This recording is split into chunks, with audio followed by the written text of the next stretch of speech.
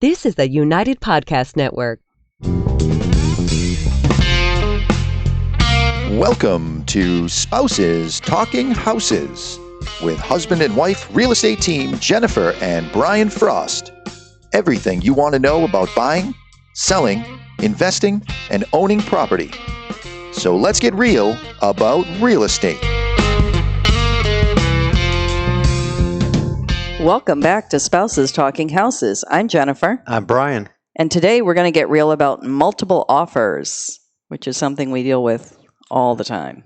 Yeah, even during this pandemic, it just seems that the inventory remains so low that you're competing for every property. Yeah, exactly. And it's it's what everybody asks me about. Even people who are not in the market are just like, hey, I keep hearing about how crazy the market is. So we're going to talk about multiple offers. What are some of the strategies if you're a buyer or if you're a seller, and how the whole process works. So first, however, let's just talk about what we've been busy with our realtor lifestyle. I've been out and about showing property. Yes, you have. And I've been doing CMAs on most of those properties. Yes, you have. Which... you have to really nail down a number that your client's comfortable with before you even go in and what you're going to talk about as far as making an offer on a property. Yeah. If you go into a situation today where you think you're going to offer 10% less than asking price, you're probably wasting your time. Yeah, that's not going to be very effective. Exactly. Right. So, and if a property's been on the market for 2 weeks and hasn't had any offers, whereas most properties are getting multiple offers within 48 hours, well, then we immediately know that we may have priced it wrong. Oh, definitely. Yes. Yeah. So, and we're attempting to get our dishwasher fixed.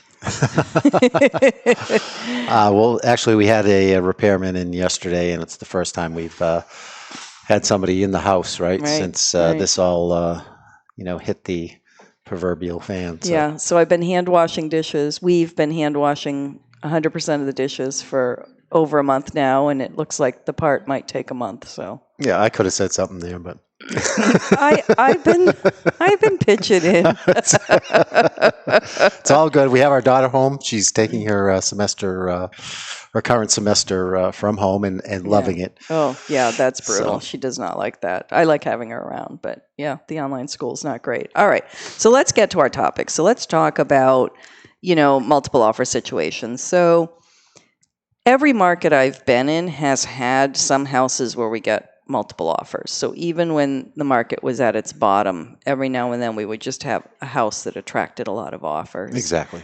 This market in particular, though, where the demand is outstripping the supply, and if you've watched or listened to our podcast, we talk about low inventory every single episode, we are seeing more and more multiple offer situations. So, for the buyers, there's some things to think about, and then for the sellers, there's some things to think about. But it's not at all uncommon. Now, as an appraiser, when you go to appraise a property, do you ask about how many offers there were? Oh, most definitely. When I'm attempting to confirm a sale, I want to confirm if there were any concessions. That's the most important. But yes, I'm asking if there were multiple offers. Just general questions about market conditions, but depending on the property. Yeah. If I'm appraising a commercial property, obviously I'm asking different questions than I am if I'm doing a residential property. Yeah. But yes, I definitely want to know if there's multiple offers, and I want to put that in my report. Especially if it pushes over list price, right? Exactly. We're always having to try to explain, especially when properties do involve concessions. The bank still wants the property to come in at the price with concessions, where actually the net sales price is whatever the less those concessions. So right. Yes, we always have to explain why this sale is inflated. Right. So right. And if you have multiple offers, obviously that's good explanation. Yeah. So I'm going to start with the buyer side of it, especially since buyers are finding themselves in this circumstance more than once, because the seller is only going to be able to sell it to one person. Exactly. And so it's not unusual for our buyers to take runs at various different properties before they get one. So the first thing is, how do you know that you're in a multiple offer situation? Well, you only know if the listing agent informs you. And the seller and the listing agent do not have to disclose the existence of other offers. Right, but obviously you're always going to ask whether they're going to tell you or not. I mean, don't you generally say, so, are we competing? How many offers? I mean, I find in a lot of cases that, the agent's going to tell you, well, we've had, some of these properties we've been showing in Massachusetts lately. When I called up to do a showing request, the agent tells me, oh, I've already got 60. I have 60 showings scheduled for this weekend. That's right. Yeah. So know right there that there's going to be multiple offers. If 1 in 10 people make an offer. Exactly. So that's a given. So. That's a given. Exactly. Yeah. But so you don't have to be notified. A lot of times it's to the seller's advantage to notify you that you're competing, because then you're going to put your best foot forward. So they usually will tell you, but they absolutely do not have to tell you. Will you get proof of multiple offers? Every now and then I have some skeptical people who are buyers. They're from they're from the Shelby state, know, and they'll say, well, how do I know? Well, you don't. You're not gonna get proof of that. It's confidential to their client. It's not. We're going to talk about that. Oh, it's not. It's not confidential. I'm going to learn something today. You're going to learn something today too. It's not confidential at all unless the buyer and seller have signed something that says that the offer is going to be kept confidential. Okay. Generally speaking, though, as a practice from a fairness standpoint, we do keep them confidential. So as a practice, we do it, but legally, no. Makes sense. I could take a picture of your offer and put it on Facebook if I wanted to. Don't do that. I wouldn't. I wouldn't. Right. But right. but there's But you said there's no law against it. There's no law against it. Exactly. All There's right. no protection there unless you guys have specifically put something in writing.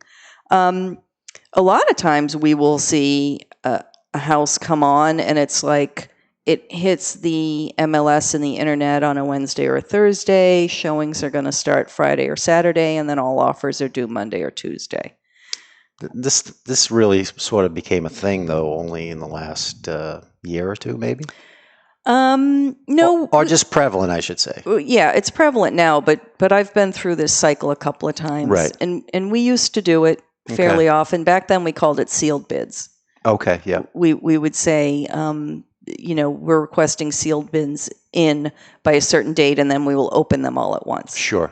That's, I just feel that that's added in on every listing now, even if the property is, way overpriced. Right, exactly. And a lot of times they'll get no offers, and then you notice when you look at the listing next week, they've taken out that line that, all offers due on Monday. Oops.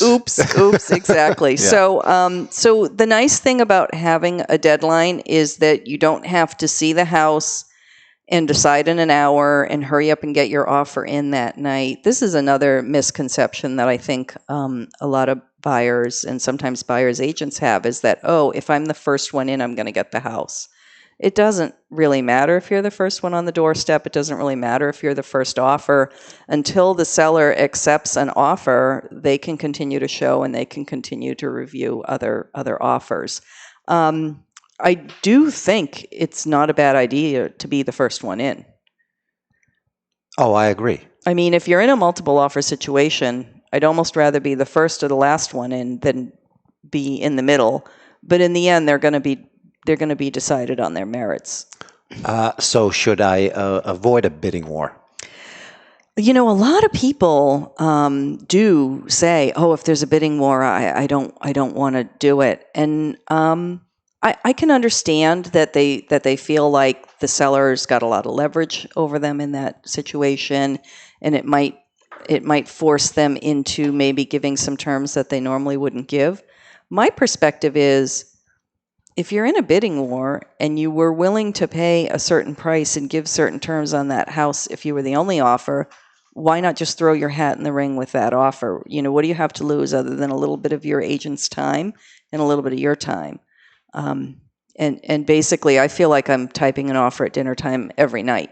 Right. Just because with our buyers, we're having to decide quickly, and we're having to make offers on more than one house before they get one. So, and you're also educating the buyers even before we go out on our first showing that this is a possibility, absolutely. This is what we're going to be dealing with. Yeah. So I don't see any reason to run away from a house just because there's multiple bids or there's a bidding war. The thing to be very secure about in your mind and in your gut is this is my best, and final offer, because you may only get one shot at it. And that's another question that comes up, like, will they counter me? Why don't they counter me? That type of thing. You're going through these types of strategies all the time with our buyers, and I've learned a lot just listening to your end of the phone call. So, because I know what they're saying on the other end too. So, sometimes it's fun. Sometimes it's like, oh, I got to listen to this again. That's the real. Come on, I'm trying to eat dinner here. No. So when there is, so first of all, let's just say you're not in a multiple offer situation. It's a fresh new listing. We were first one on the doorstep, and we decided to write an offer that night. At that point, the seller's got 3 options: accept, reject, counter. Okay. In some cases, they may just be looking for a quick sale, and if you gave them terms that would encourage them to not show the house anymore, sometimes they'll sign that house and cancel. Sign that offer and cancel the open house. And I think that might even be more the case during this pandemic time, where a lot of sellers are uneasy about doing more showings. Right, exactly. Having more people in their house. If they can eliminate 18 scheduled showings because they feel like they have a good enough offer. Yeah, so why not? Why not? Whereas, in January, I think they would have probably tried to get as many showings and as many offers as possible. No doubt. Yeah. So that's one scenario. Another scenario is that, we're first one on the doorstep. We submit the first offer. The seller says, I have showings scheduled. I really want the opportunity to show my house for at least, 2 days, or at least this weekend or something, before I make a decision. So then whether they formally set a deadline or informally set a deadline, we sort of have a deadline. Sure. Okay. The next thing is that I'll get notified once a second offer has come in, and we get a notice from the listing agent that says, hey, we're in a multiple offer situation. Please submit your highest and best terms. They do not have to do that. This goes back to the whole, you don't have to keep the offers confidential. They do not have to do that, but that is a very common process in this area. It's seen as fair by the buyers, the sellers, and the agents. And, it reduces the amount of angry phone calls. Once the seller accepts one offer and then somebody's calling up and saying, well, if I had known, I would have gone up, another $3,000. Yeah, why didn't you let me know? We would have paid another $50,000. We would have paid another $50,000. Well, they were asked for their highest and best. So then it's a level playing field for everyone. So at that point, when you're giving your highest and best, we're going to talk about not just price, but also terms, and I'll go a little bit more into detail of that. The seller at that point, when they have offers to consider, and I will go over the seller's standpoint a little bit in more detail. But anyway, the seller at that point can go back and counter like one offer specifically and say, hey, we like most of the things about your offer, but we'd like to adjust the closing date, okay? Or you've asked for closing costs and we'd like to see if you could do it without closing costs or something along those lines. So once the seller is asked for a highest and best, that again is a procedure, it's a practice. It doesn't mean that they have to take every single one of them exactly as it's written. They can go back and ask for some changes. What they really should not do is counter everybody. If they countered everybody and then everybody accepted, they'd be in a legal issue because they can only sell it to one person. Right. So when it comes to counter offers, you really should only counter one at a time. And then once you counter an offer, the offer as it's written is pretty much dead. You're on new ground. It's a new offer. It's a new offer. And then once the buyer accepts your counter, then you need to notify the other buyers that an offer has been accepted. So you shouldn't be countering one person, and then if another offer comes in or improves, you've got to rescind your counter. So there have been some lawsuits about that, and I'm not an attorney, so I'm not qualified to go any further, but I know when we hit dangerous waters. Sure. And that's when we hit dangerous waters. So one of the strategies in a multiple offer situation is obviously price. It's the big one. It's the big one. Money talks, right? And it's not unusual for the house to be priced just a little bit under to encourage that bidding war. I always encourage that. Yeah. Most of our clients are a little uneasy about that strategy, but we see it work all the time. All the time. Particularly in Massachusetts. Yeah. Where, we've been looking in Stoneham, Woburn, Wilmington over the past month, and properties are regularly going 30 to 40, 50,000 over on a property that's listed for $500,000. Yeah, so that's about a 10%. That's a pretty big. And it's working. Yeah. It's a lot of work. It generates a ton of offers and a lot of work for whoever's fielding those offers. But that's where you earn your money. Right. So when we do the buyer market analysis and we establish our range of value for that house, what we're looking at is how high could a buyer go before it's kind of stupid high. Right. And in most cases, unless it's a cash deal, it's going to require an appraisal for mortgage financing. Right. And depending on how much that person's putting down, that's very important. Right. If it doesn't appraise, what's going to happen is, in most cases, the buyer's going to come back and say, hey, even if there's not a contingency in there, that it appraise, it's supposed to appraise at 340. It only came in at 320. We're not going to pay 320. How about, negotiate and bring the price down? And so that's one of the strategies that I will see in a multiple offer situation is where the buyer says, I'm going to go over, I'm going to use 10%. So let's stick with this 320 range. So let's say the buyer is going to say, you're listed at 320. I'm going to offer you 350. Already I'm like, gulp, my stomach is tightening at the thought of that. But anyway, and if it doesn't appraise for the mortgage at 350, I will pay the difference. Okay? So we are seeing buyers come in and say, if I can only get a loan based on the house being worth 320, I'm going to put 30 grand cash in addition to my mortgage to do that. And how do they prove that? Or they that's one of the things, that's a conversation that I continuously have with other agents about how to word that. Like, it's nice to hear that, but I generally will word it in a contract that says, hey, offer price is $350 and the buyers will move forward with the sale as long as it appraises at least $320. Okay. So in other words, the buyer's saying, I've got the cash if it doesn't appraise at $350.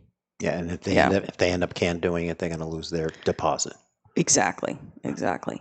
So that's one of the strategies. Another strategy is for people to push way over list price and then put in there that it must appraise. So that's the buyer protecting themselves.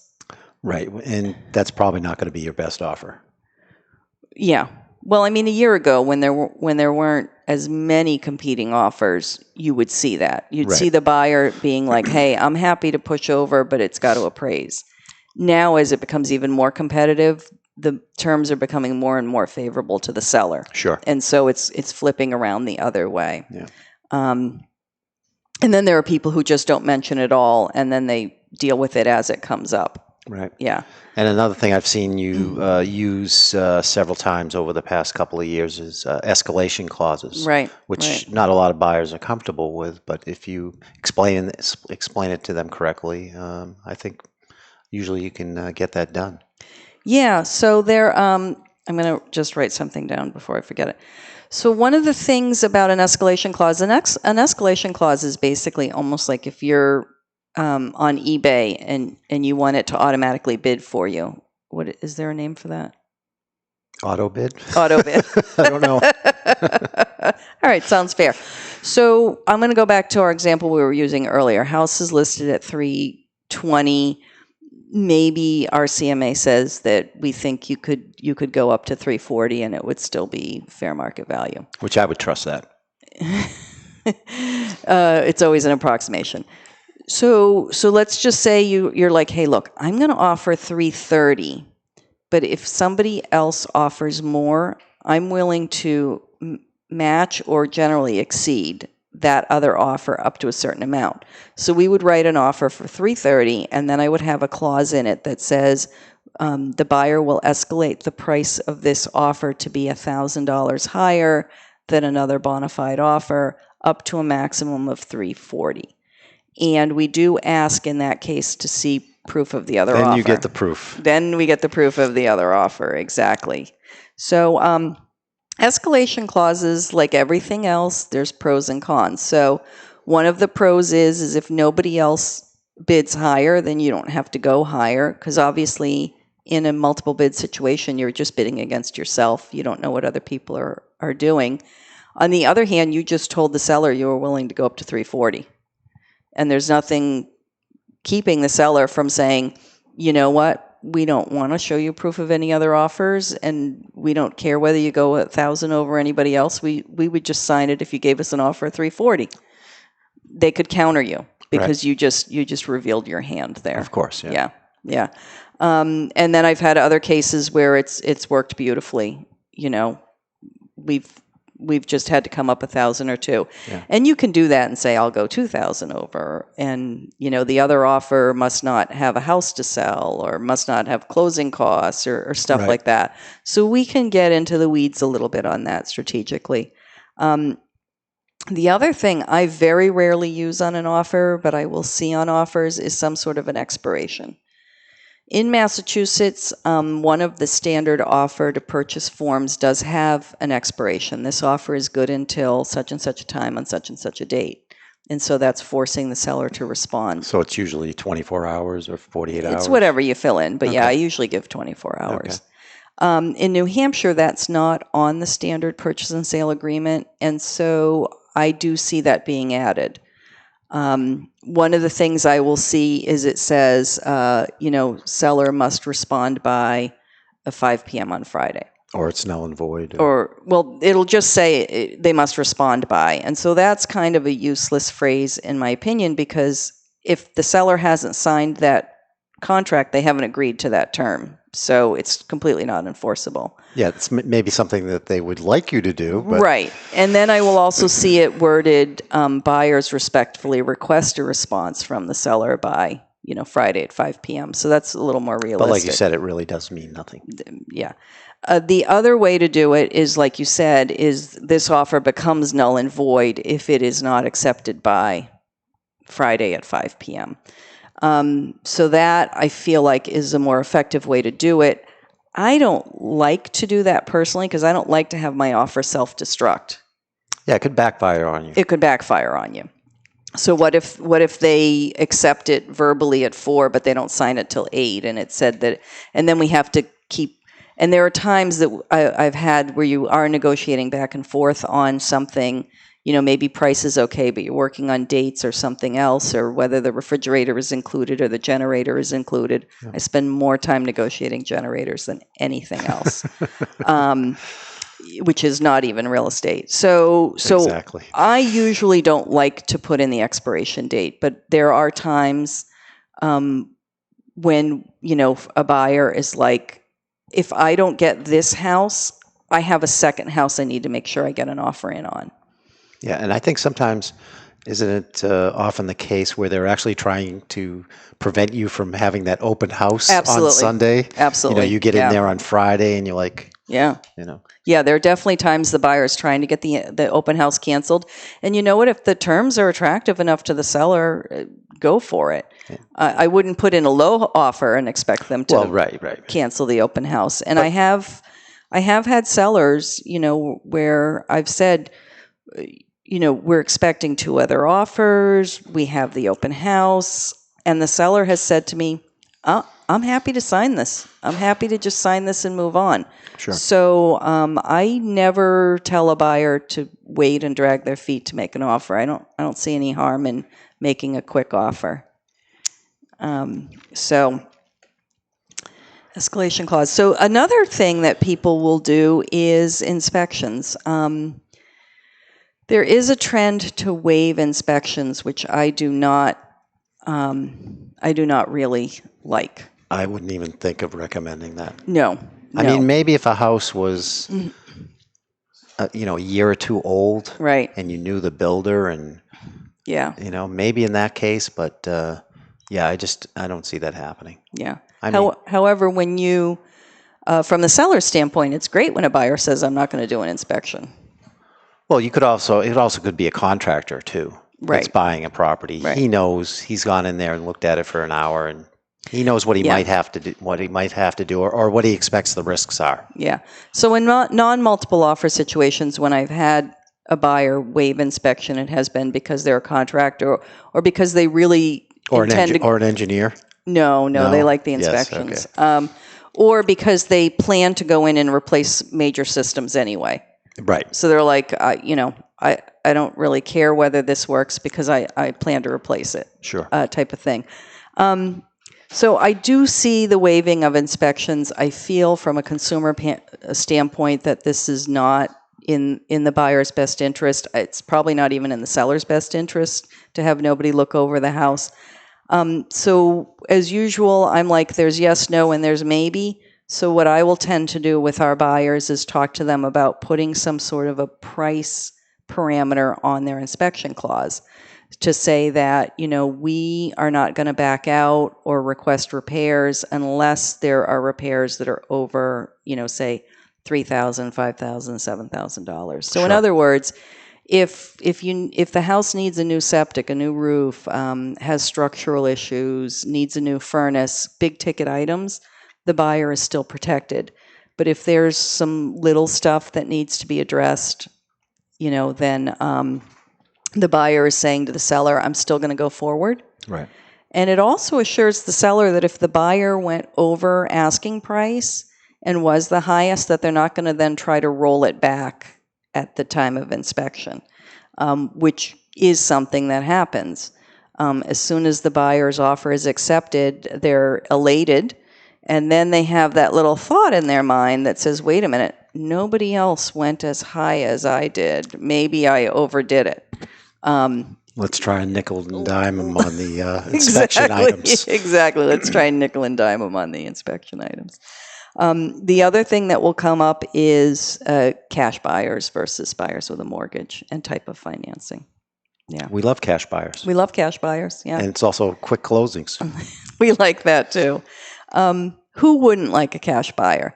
The thing, however, is when I'm on the seller side and evaluating, the difference between a cash buyer and a buyer with financing is not that big, because at the closing table, you're going to get all the funds, whether they took them out of their bank account or got a mortgage. Yeah, seller's getting cash. Seller's getting cash. Well, it's all virtual. Well, yeah. We never see any actual money. Right, but he doesn't really care whether they used a mortgage or not.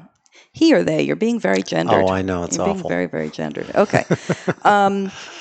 So, but type of mortgage will play into it sometimes too. And I hear a lot of lamentations, if that's how you say it, from VA buyers, because VA buyers feel like they are at a disadvantage in a multiple offer situation. They're usually asking for closing costs. We know that VA and FHA are a little bit more strict on the property as far as financing the property and doing the appraisal and that sort of thing. And from a seller's standpoint, if they have many offers to pick and choose from, they want a smooth, easy transaction, and they will sometimes shy away from an FHA or a VA loan. Conventional is just easier. In most cases. It is. It is. But I don't like that to be the deciding factor. No. If needed. Anyway, if you are in a multiple offer situation and you have a home to sell, you are probably one of the first offers that are eliminated from the list. I was going to say good luck. Yeah, exactly. Exactly. Yeah. Which is tough because people who have a home to sell don't want to put it on the market because they don't see anywhere to go because there's no inventory. And then when they do see somewhere they want to go, there's a bunch of offers. We already did a podcast on buying when you already own a home. So we talk a lot about the strategies there. In other words, you should list now. List now. Exactly. We will find you a house. That's List right. now. List now. Quick closings sometimes are desired. Other times long closings are desired. So, if I show a property and we know the buyer is interested, one of the calls that I'll make to the listing agents is, number one, do you already have offers? Right. And number two, do your sellers have a specific closing date that they have in mind? Right. In a lot of cases, they may be building a new construction. And they need time. Right. Yeah. They don't, the builders tell them an approximate date when it'll be completed, but we know that rarely happens. Right. So yeah, you need some flexibility in that case. It's like how many babies are born on their due date. Right. Yeah. Right. Yeah. Yeah.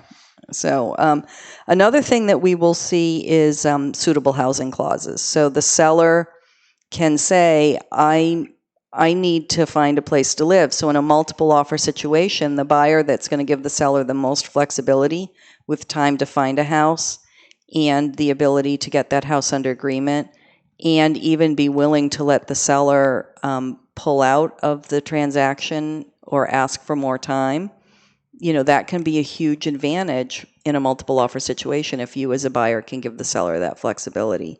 And we did talk about that as well in that previous episode. There is a difference between pre-approved and pre-qualified. I'm going to start going at this a little bit more from the seller's perspective. Sure. Having sat on that side of the table with sellers when we're evaluating multiple offers. So when we receive a lender letter that accompanies the offer, it could say that the buyer is pre-qualified, or it could say that they are pre-approved. And those terms had been pretty much interchangeable until I think it happened with the closing reform. But anyway, now the only way a lender letter can say that a buyer is pre-approved is if an underwriter with that mortgage lender has looked over the buyer's information. Okay. So that means that the buyer has sent in some pay stubs, some bank statements, some W-2s, their credit has been looked at. And that is a lot stronger than a pre-qualification, which just means I told the loan officer that this is how much I make. Right. And in most cases, people can probably go online and do that in a matter of minutes or hours. Exactly. And then, when it comes to mortgage financing, you may make a certain amount, but if some of it is self-employed or overtime or whatever, there's a lot of different things about whether all of that can be used. So if an underwriter has looked at it, it's a lot stronger. And what's been a lot more common, especially during the COVID-19 pandemic, is a lot of listing agents saying, okay, I need a pre-approval before you even go look at the property. Right, exactly. Because, again, the sellers want to limit their exposure. And we should always have that anyway before we look at a property, but we didn't usually send them in advance to the listing agent. Yeah, I just don't see it happen on a regular basis. But. Right, exactly. Another one of the terms of the offer that does not increase the price for either party, but does increase the skin in the game, is the escrow deposit. Sure. So in Massachusetts, you do an offer with an initial deposit that's usually around $1,000. And in New Hampshire, on your purchase and sale agreement, you have a first deposit to hold the house that's usually around $1,000.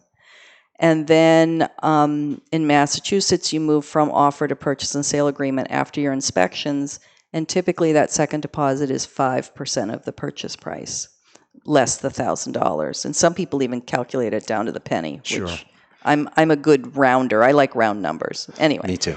In New Hampshire, you're already in purchase and sale agreement. It just says that you're going to do a second deposit, and usually we tie it to that inspection date or after that inspection period. And that is typically somewhere between another $4,000 to $10,000. So if there are multiple offers, usually when I'm presenting multiple offers with a seller, there will be 2 or 3 that are kind of right at the top. They're the most aggressive and they're fairly similar. And at that point, we're looking for tiebreakers. Sure. And so the tiebreaker might be that one person's giving $1,000 total for escrow, and the other person is giving, $10,000 total for escrow. Oh, I thought it was the love letter. Oh, the love letter. Isn't that what pushes them over the top? Yes, the love letter can also be the tiebreaker. The thing with the escrow deposits, I want to say, though, is it doesn't increase the price. It just is More skin in the game. More skin in the game, more of the buyer's money that's tied up into the transaction in advance. So the love letter. Buyers can write a letter, and they frequently do, where they are saying to the seller, what they love about the house. They tell a little bit about themselves. I talked about this in the fair housing episode that we recently recorded. Sure. And, particularly anyone who lives in a house hopefully has some emotional connection to it. Sure. And so then when you're selling it, there is some emotion that comes into it as well. Particularly if it's their first home. Yeah. And this morning I heard about a situation where people were getting creative and even doing a video in front of the house as their love letter. Talking about how they love the house. I'm sure they also submitted a love letter, but right. And the theory was, well, maybe the seller can actually see these people living in my house. Right. So, yeah. And I think it did push them over the top. So what I do personally, and not everybody does this, but I usually will separate out the love letter from the offers. And if we have more than 3 offers, I'll usually do an Excel spreadsheet. And so I sit down with the seller and we go over the spreadsheet and we are comparing price and terms. And then we pretty much eliminate a few right off the bat. And then there are a few that are in the middle. And then there are, like I said, 2 or 3 usually at the top. And then after they kind of start to zero in on those, I will then set aside the spreadsheet and I'll say, here are the letters. And I'll let them read the letters. However, there's usually not one for every offer, but there's usually more than one. And then at that point, I'll let them know which letter matched which offer on the Excel spreadsheet. So I try to separate the emotion from the facts. Obviously, it depends on who you're dealing with, too. Yeah, and if I was the as the buyer's agent, when my buyers write the love letters, I'm going to want it to be attached right to that offer. Of course. I want the impact of the emotion to be right with the offer. Usually, it's not going to hurt you. Or you would think it wouldn't hurt you. Yeah, sometimes, I've had sellers who I could care less. Money talks. Right, yeah. Show me the highest and best offer, and I'm taking that. Exactly. And then we've had sellers who do actually choose an offer that might not be the highest and best terms, but it's close enough, right? And they really like the letter. Plus, the fact is, you don't know if that love letter is genuine or... Yeah, I'm not a skeptical person, but yes, of course, that is possible. So yes, I would ignore them. So, so from the seller's standpoint, there's a question about when do you set the deadline? Some listings come on and the deadline's already preset. I'm not skeptical, but I am superstitious. Yes, you are. So I don't like to set a deadline when I don't have any offers yet. So I generally will wait till we have one offer and then maybe the second offer. Sure. Before setting a deadline. But all of this is stuff that we discuss with the seller. I say to the seller, how do you want to handle this? Do you want to just take them as they come? Do you want to put a deadline? Do you want to wait till we're in a multiple offer situation? And we talk about the pros and cons of that. Whatever they're comfortable with. As far as notifying that you're in a multiple offer situation, that generally will be to the seller's advantage.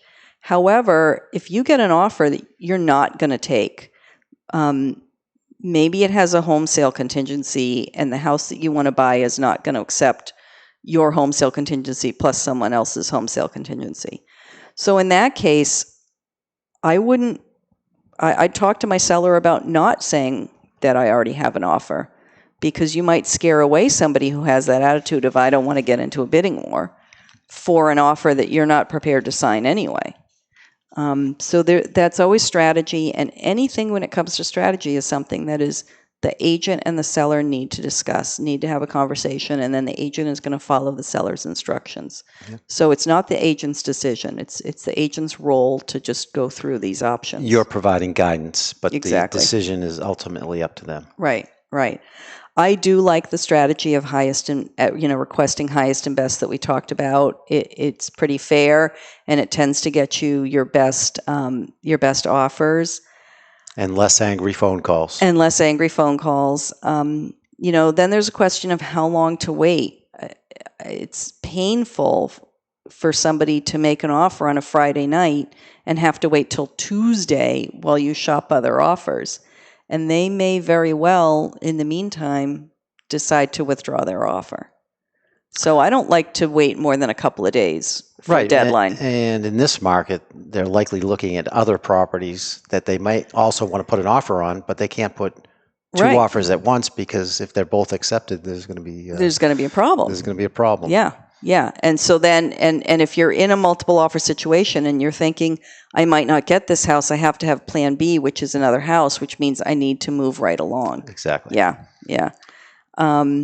I think as a seller, it's a good idea to make your desires known. It's a good idea to put right in the listing, we need time to find suitable housing, or we need a closing date of July 15th, or whatever it is. You might as well just let everybody know what you're looking for. Always best to have it in writing. You don't want to be doing verbal agreements. Oh, yeah, absolutely. Although many agents do. Right. I mean, it happens all the time, right? Yeah.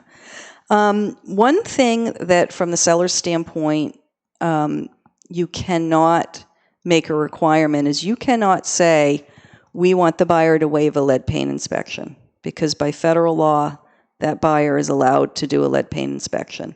By federal law, that buyer is allowed to do a lead paint inspection before they even make the offer. So that's a big no-no for a seller to say, we're looking for offers and we want buyers to waive all inspections. No, you got to let that lead paint inspection go on. We talked a little bit before about how a seller can counteroffer in a multiple offer situation. However, we just recommend that you counter one person at a time. And so the seller might, in that case, make their counteroffer expire. So again, they can move on to the next person and not have this go on. Home to sell contingency versus home to close contingency. We've talked about this a little bit before in the episode where we talked about having a house to sell when you already own a home. But when I read an offer and it says subject to selling our house, and our house is not under agreement and our house is not on the market, that's not a very good offer. No. Because you're not really in a position to purchase anything yet. That one's going right at the bottom. It's going to go to the bottom. However, a home to close contingency would say it's subject to us closing on our home because we need to sell in order to buy. However, we already have it under contract. Here's a copy of the contract. And I'm also going to be looking for how far into this transaction are they? Are they already past inspections? Are they already past appraisal? Are they already past financial mortgage commitment? So that's basically it. That's what I have to say about multiple offers for 40 minutes or so. Wow. Think we missed anything? I don't think you did. I'm sure you did. So. I always think of something later, but I can't think of anything. But anyway, so I want to thank you so much for joining us and for getting real today about multiple offers. We ask you to like, subscribe, and share Spouses Talking Houses, and we will see you soon.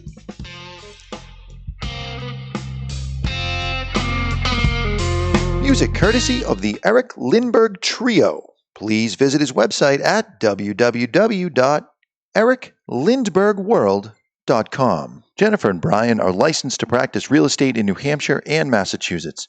Brian is also a certified general appraiser in New Hampshire. They are not lawyers, accountants, home inspectors, or therapists. Real estate customs and rules may be different in your area. Each Keller Williams Realty office is independently owned and operated. The Realtor name is trademarked to members of the National Association of Realtors. If you are currently under contract with a real estate agent, this is not intended as a solicitation. Views expressed on this podcast by Jennifer may not be shared by Brian and vice versa, nor are they necessarily the views of Keller Williams Realty.